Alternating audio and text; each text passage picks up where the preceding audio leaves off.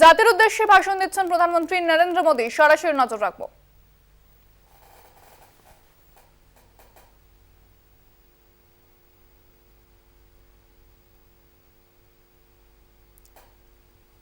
और सभी देशवासियों को इस पावन पर्व पर हार्दिक बधाई देता हूं।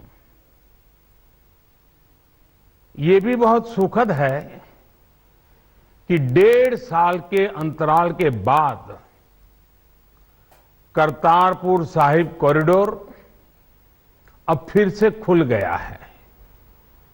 साथियों, गुरु नानक जी ने कहा है, बीच दुनिया सेवी कमाइए त दरगिही बेसन पाइए। यानी संसार में सेवा का मार्ग अपनाने से ही जीवन सफल होता है। हमारी सरकार इसी सेवा भावना के साथ देशवासियों का जीवन आसान बनाने में जुटी है। न जाने कितनी पीढ़ियां जिन सपनों को सच होते देखना चाहती थी, भारत आज उन सपनों को पूरा करने का भरपूर प्रयास कर रहा है। साथियों, अपने 5 दशक के सार्वजनिक जीवन में मैंने किसानों की परेशानियों को, उनकी चुनौतियों को बहुत करीब से देखा है, महसूस किया है। इसलिए जब देश ने मुझे 2014 में प्रधानमंत्री के रूप में सेवा का अवसर दिया, तो हमने कृषि विकास, किसान कल्याण को सर्वोच्च प्राथमिकता दी। साथियों, इस सच्चाई से बहुत लोग अनजान हैं कि देश के 100 में से 80 किसान छोटे किसान हैं। उनके पास 2 हेक्टेयर से भी कम जमीन है। आप कल्पना कर सकते हैं, इन छोटे किसानों की संख्या 10 करोड़ से भी ज्यादा है। उनकी पूरी जिंदगी का आधार यही छोटी सी जमीन का टुकड़ा है। यही उनकी जिंदगी होती है। और इस छोटी सी जमीन के सहारे ही वो अपना और अपने परिवार का गुजारा करते हैं। पीढ़ी दर पीढ़ी परिवारों में होने वाला बंटवारा इस जमीन को और छोटा कर रहा है। इसलिए देश के छोटे किसानों की चुनौतियों को दूर करने के लिए हमने बीज, बीमा, बाजार और बचत, इन सभी पर चौतरफा काम किया। सरकार ने अच्छी क्वालिटी के बीज के साथ ही किसानों को neem coated urea, soil health card, micro irrigation जैसी सुविधाओं से भी जोड़ा। हमने 22 करोड़ सॉइल हेल्थ कार्ड किसानों को दिए और इस वैज्ञानिक अभियान के कारण एग्रीकल्चर प्रोडक्शन भी बढ़ा। साथियों, हमने फसल बीमा योजना को अधिक प्रभावी बनाया। उसके दायरे में ज्यादा किसानों को लाए। आपदा के समय ज्यादा से ज्यादा किसानों को आसानी से मुआवजा मिल सके, इसके लिए भी पुराने नियम बदले। इस वजह से बीते 4 साल में 1,00,000 करोड़ रुपए से अधिक का मुआवजा हमारे किसान भाई बहनों को मिला है। हम छोटे किसानों और खेत में काम करने वाले श्रमिकों तक बीमा और पेंशन की सुविधाओं को भी ले आए। छोटे किसानों की जरूरतों को पूरा करने के लिए सीधे उनके बैंक खातों में 1,62,000 करोड़ रुपए ट्रांसफर किए, सीधे उनके खाते में। साथियों, किसानों को उनकी मेहनत के बदले उपज की सही कीमत मिले, इसके लिए भी अनेक कदम उठाए गए। देश ने अपने रूरल मार्केट इंफ्रास्ट्रक्चर को मजबूत किया। हमने एमएसपी तो बढ़ाई है, साथ ही साथ रिकॉर्ड सरकारी खरीद केंद्र भी बनाए। हमारी सरकार द्वारा की गई उपज की खरीद ने पिछले कई दशकों के रिकॉर्ड तोड़ दिए हैं। देश की 1,000 से ज्यादा मंडियों को ई नाम योजना से जोड़कर हमने किसानों को कहीं पर भी अपनी उपज बेचने का एक प्लेटफॉर्म दिया और इसके साथ ही देश भर की कृषि मंडियों के आधुनिकीकरण पर भी हमने करोड़ों रुपए खर्च किए।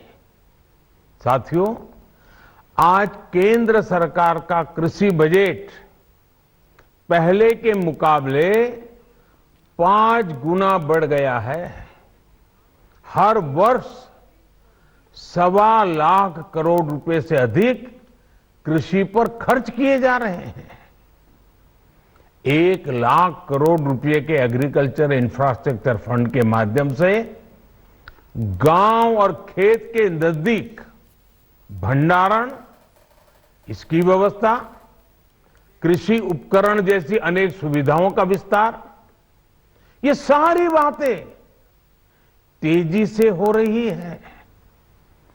छोटे किसानों की ताकत बढ़ाने के लिए 10,000 एफपीओ किसान उत्पादक संगठन बनाने का अभियान भी जारी है। इस पर भी करीब 7,000 करोड़ रुपए खर्च किए जा रहे हैं।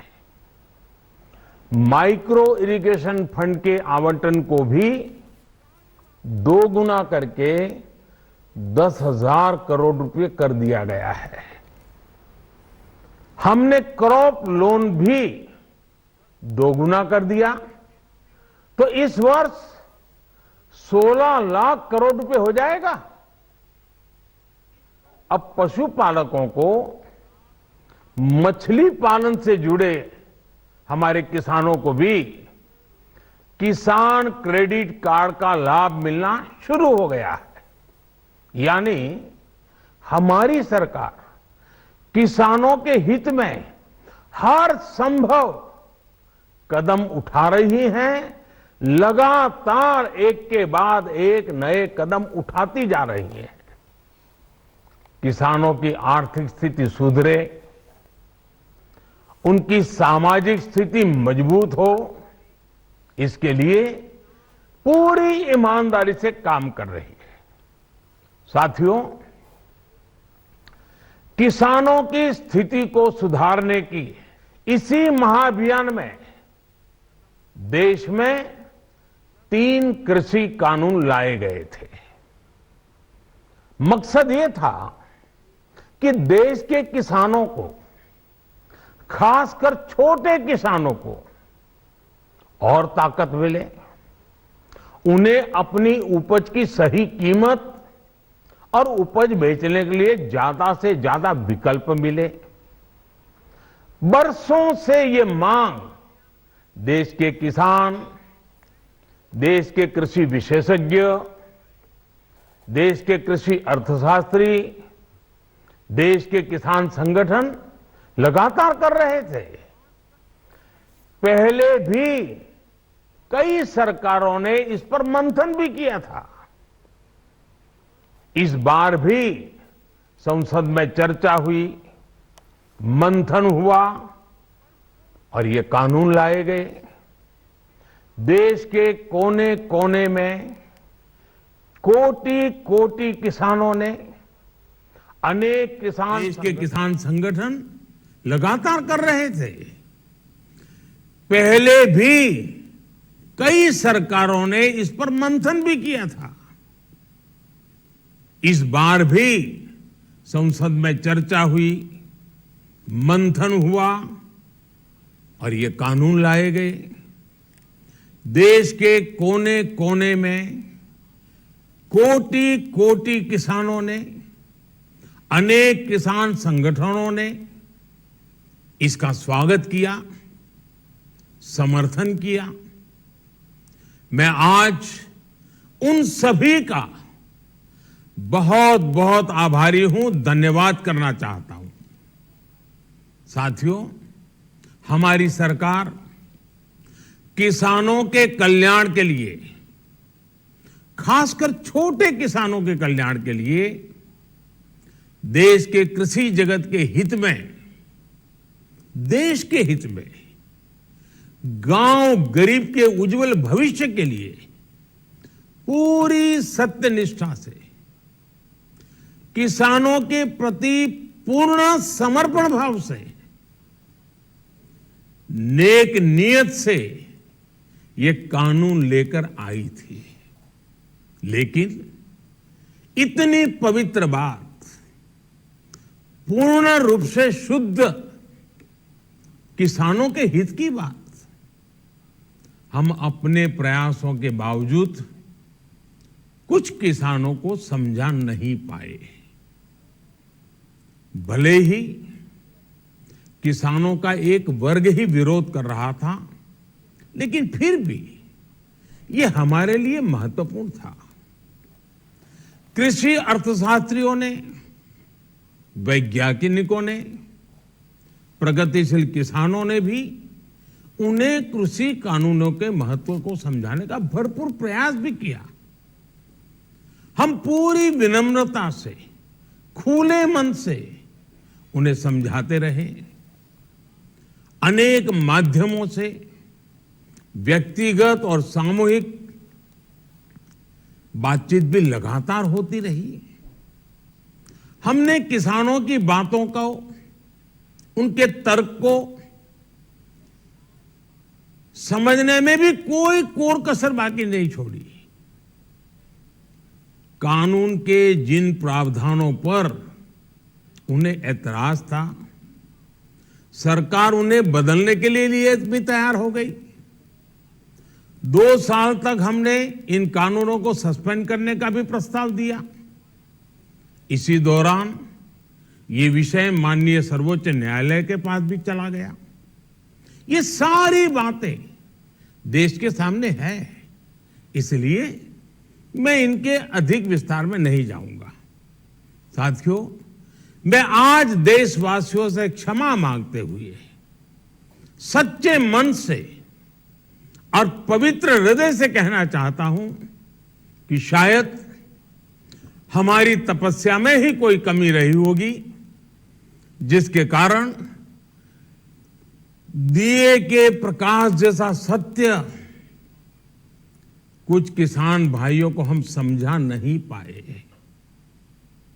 आज गुरु नानक देव जी का पवित्र प्रकाश पर्व है। ये समय किसी को भी दोष देने का नहीं है। आज मैं आपको, पूरे देश को ये बताने आया हूं कि हमने 3 कृषि कानूनों को वापस लेने का, रिपील करने का निर्णय लिया है। इस महीने के अंत में शुरू होने जा रहे संसद सत्र में, इसी महीने में, हम 3 कृषि कानूनों को रिपील करने की संवैधानिक प्रक्रिया को पूरा कर देंगे। साथियों, मैं आज अपने सभी आंदोलनरत किसान साथियों से आग्रह कर रहा हूं, आज गुरु पर्व का पवित्र दिन है। अब आप अपने अपने घर लौटे, अपने खेत में लौटे, अपने परिवार के बीच लौटे। आइए एक नई शुरुआत करते हैं, नए सिरे से आगे बढ़ते हैं। साथियों, आज ही सरकार ने कृषि क्षेत्र से जुड़ा एक और अहम फैसला लिया है। जीरो बजट खेती यानी प्राकृतिक खेती को बढ़ावा देने के लिए देश की बदलती आवश्यकताओं को ध्यान में रखकर क्रॉप पैटर्न को वैज्ञानिक तरीके से बदलने के लिए एमएसपी को और अधिक प्रभावी और पारदर्शी बनाने के लिए ऐसे सभी विषयों पर भविष्य को ध्यान में रखते हुए निर्णय लेने के लिए एक कमेटी का गठन किया जाएगा। इस कमेटी में केंद्र सरकार, राज्य सरकारों के प्रतिनिधि होंगे, किसान होंगे, कृषि वैज्ञानिक होंगे, कृषि अर्थशास्त्री होंगे। साथियों, हमारी सरकार किसानों के हित में काम करती रही है और आगे भी करती रहेगी। मैं गुरु गोविंद सिंह जी की भावना में अपनी बात समाप्त करूंगा।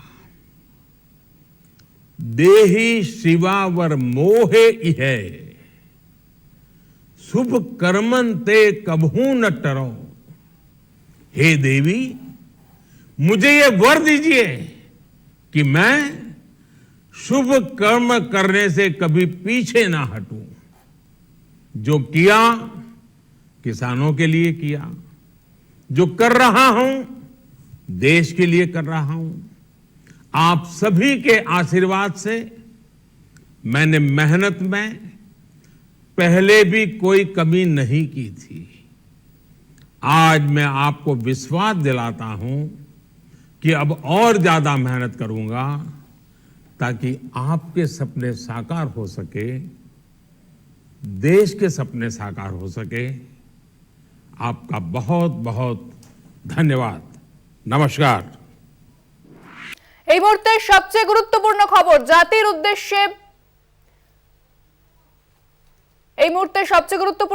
জাতির উদ্দেশ্যে ভাষণ দিলেন প্রধানমন্ত্রী এবং বললেন যে 3টি কৃষি আইন প্রত্যাহার করা হচ্ছে। আরো একবার জানাবো, প্রধানমন্ত্রী নরেন্দ্র মোদী তিনি বললেন যে 3টি কৃষি আইন প্রত্যাহার করা হচ্ছে। প্রথমে যেরকমটা জানানো হয়েছিল যে জাতির উদ্দেশ্যে ভাষণ দেবেন, সেই মতো ঠিক 9টায় শুরু হয় তার ভাষণ। এবং যেটা এই মুহূর্তের সবচেয়ে বড় খবর, প্রধানমন্ত্রী নরেন্দ্র মোদী তিনি জানালেন, ঘোষণা করলেন যে 3টি কৃষি আইন বাতিল করা হচ্ছে। কৃষকদের জন্য তার সরকার বিভিন্ন উন্নয়নমূলক কর্মকাণ্ড করেছে, কৃষকদের ভালোর কথা ভেবেছে এবং সেই মতোই কেন্দ্রের বিজেপি সরকার ভাববে। তবে হয়তো সরকারের কিছু দোষ ত্রুটি ছিল যার জেরে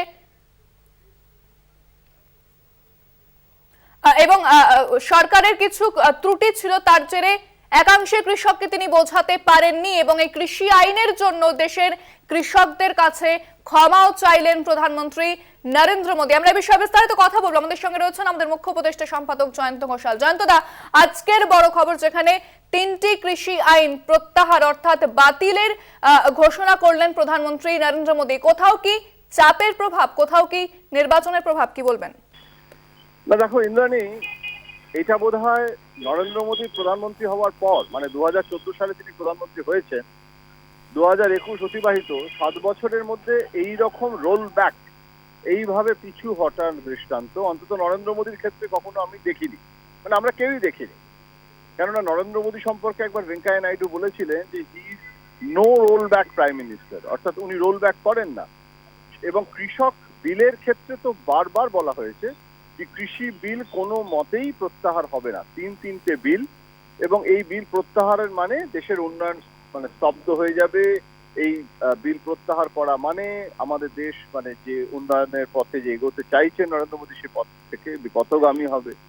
তাহলে আজ এই যে ঘোষণা যে 3টে বিল প্রত্যাহার করে নেওয়া হলো এবং কৃষকদের কাছে প্রধানমন্ত্রী যে ক্ষমা চাইলেন, এর থেকে বোঝা যাচ্ছে যে এই যে প্রায় 1 বছর ধরে কৃষকরা ঝড় জল উপেক্ষা করে এইরকম ভাবে যে তারা চালিয়ে গেছে তাদের আন্দোলন, এবং এটা শুধুমাত্র প্রথমে বলা হয়েছিল যে পাঞ্জাবের শুধুমাত্র ধনী চাষিরা তারা ট্রাক্টর নিয়ে এয়ার কন্ডিশন লাগিয়ে তারা সেখানে আন্দোলন করছে এবং তারা চাষি নয়, তারা হচ্ছে যোদ্ধার যারা কুলাক বলা হয়। তো এই সম্প্রদায় কুলাক সম্প্রদায় শুধু নয়, যারা পশ্চিমবঙ্গের মতো যেখানে আর কি চাষির জমি ফ্র্যাগমেন্টেড ছিন্ন বিচ্ছিন্ন ভাগ চাষিরা রয়েছে, তারাও এই কৃষক আন্দোলনকে সমর্থন করেছেন। এবং সেখানে কৃষক নেতা টিকায়েত তিনি কলকাতায় গেছেন, তিনি মমতা বন্দ্যোপাধ্যায়ের সঙ্গে দেখা করেছেন। তো এই যে টানাপোড়েন এবং কৃষকদের সঙ্গে আলাপ আলোচনার একটা চেষ্টাও হয়েছিল এবং কৃষক নেতারা আলাপ আলোচনা এসেছেন, কিন্তু তারা তাদের দাবিতে অটল থেকেছেন।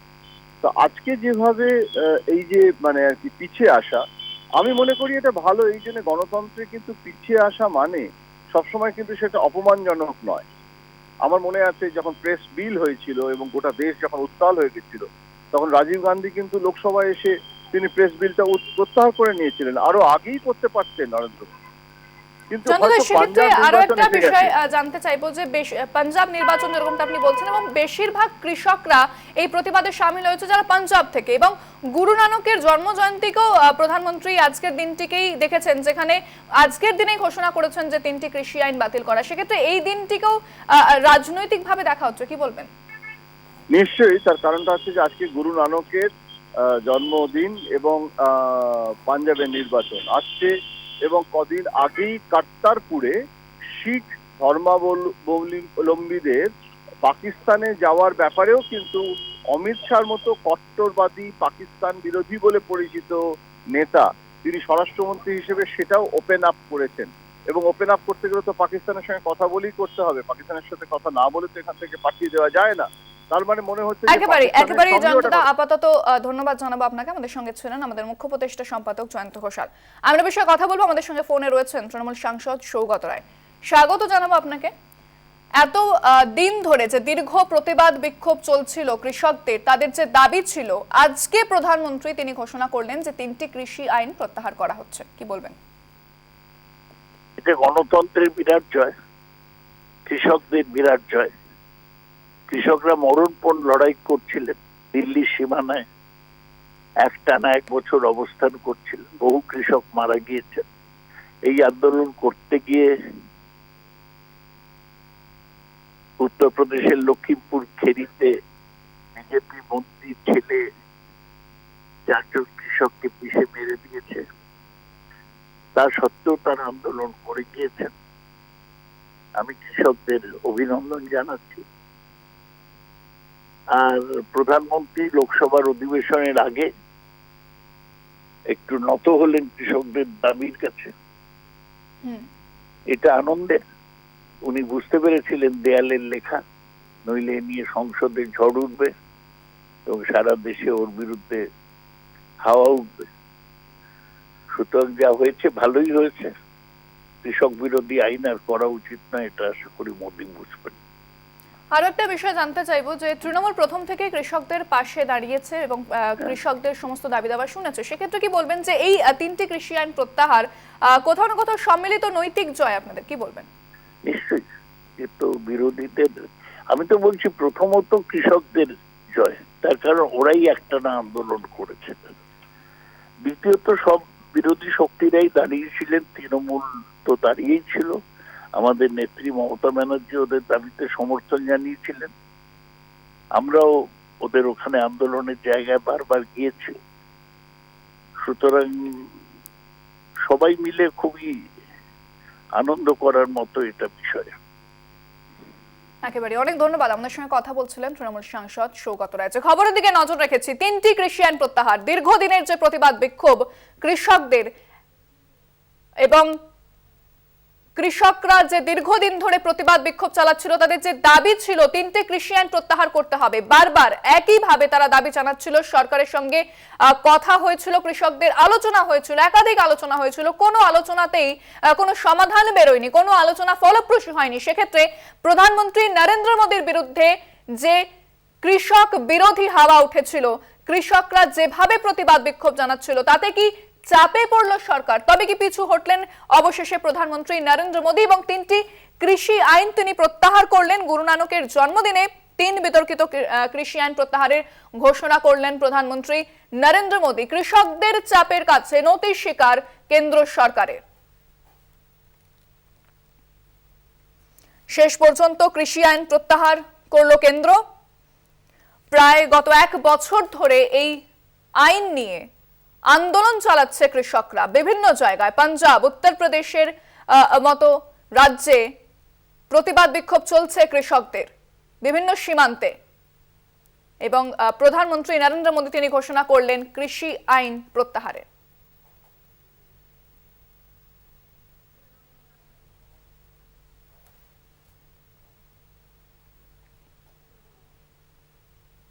সংবাদ সারাদিন এখন এ পর্যন্তই।